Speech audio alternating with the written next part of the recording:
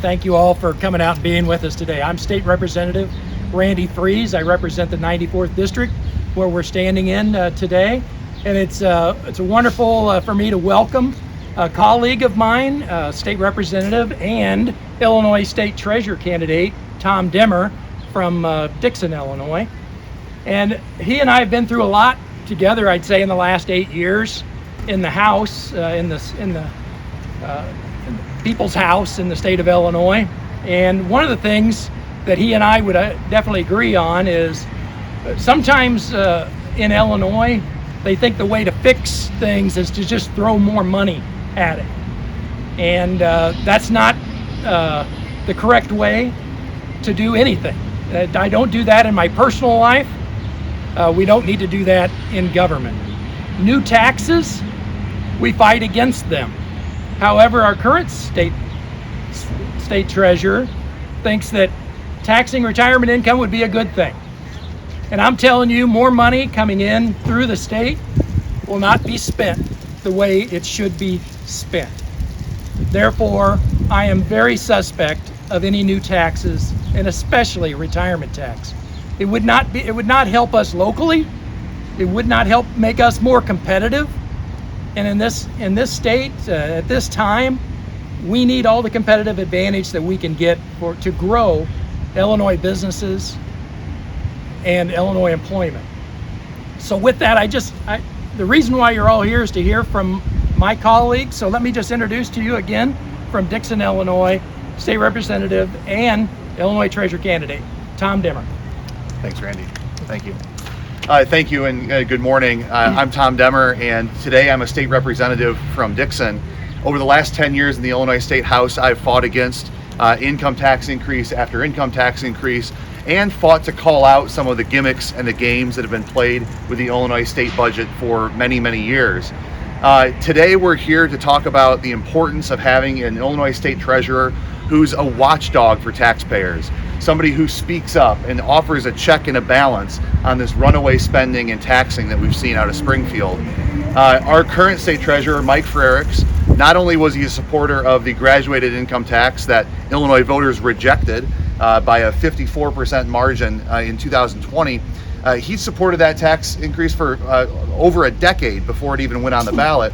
He also called during that debate, one of the reasons that he supported the graduated income tax increase was because it could be used to tax retirement income in the state of Illinois. Look, we know that Illinois families already bear some of the highest burdens for taxes of any state in the country. The last thing we need to do is add yet another tax on Illinois senior citizens and give them another reason to leave the state of Illinois. The not taxing retirement income, not taxing pension income is one of the few things we have going for us on the tax front right now, and a competitive advantage that Illinois has over other states. So to show our opposition for the retirement tax, to show our opposition for another run at the $3.5 billion tax increase that Governor Pritzker and Treasurer Frerichs supported just 2 years ago, we're doing a couple of things. First, we have a petition that's been put together on teamdemmer.com, where Illinoisans from across the state can come on, sign up, and express their opposition to taxing retirement income in the state of Illinois. The second thing we have is, as a member of the House of Representatives, I've introduced a House resolution.